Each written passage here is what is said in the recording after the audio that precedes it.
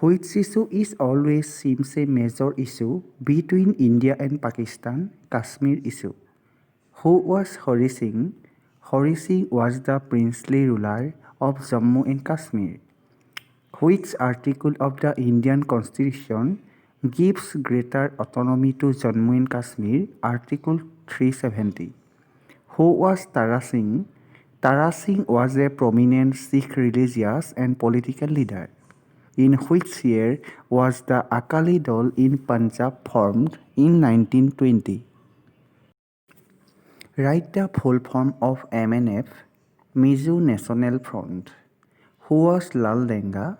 Lal Denga was the founder and leader of the Mizo National Front. When was the Assam agitation on foreigners issue started? In 1979. To which state does the ACP belong? Assam. In which year did Goa become a state of the Indian Union? In 1987. Give the significance of Article 370 of our Constitution. Article 370 of Indian Constitution gives special status to the state of Jammu and Kashmir. Under this article, Jammu and Kashmir is given greater autonomy compared to other states of India. The special status has provoked two opposite reactions. There is a section of people outside of Jammu and Kashmir that believes that the special status of the state conferred by Article 370 does not allow full integration of the state with India. This section feels that Article 370 should therefore be revoked and Jammu and Kashmir should be like any other state in India. Explain the internal divisions of the state of Jammu and Kashmir and describe how this led to multiple regional aspirations in that state. Jammu and Kashmir comprised of three regions. Firstly, Kashmir region is Kashmir Valley, consisting Kashmiri speaking and mostly Muslim with a Kashmiri speaking Hindu minority. Secondly, Jammu region consists of Hindu, Muslims, Sikhs and speakers of various languages in the areas of foothills and plains. Ladakh region is equally divided between Buddhists and Muslims and maintains an little population areas.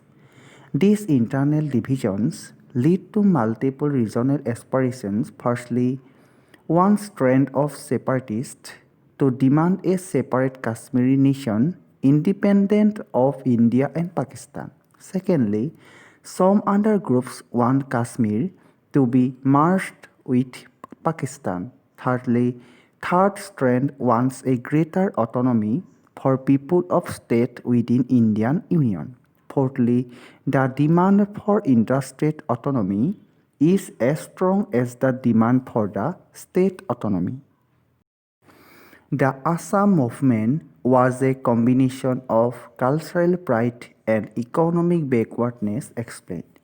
The Assam movement was a combination of cultural pride and economic backwardness because it was against outsiders to maintain cultural integration of Assam. There was widespread poverty and unemployment in Assam despite existence of natural resources like tea, coal and oil. It was felt that these were drained out of state without any commensurate benefit to the people. Regional demands from different parts of India exemplify the principle of unity with diversity. Do you agree? Give reasons. Yes, we agree with the statement because India adopted a democratic approach on these regional aspirations in place of considering them as anti-national. India's democratic politics allows people and groups to address the people on the basis of their regional identity, aspiration, and specific regional problems. India's democratic politics focus on regional issues and problems to receive adequate attention and accommodation in the policymaking process.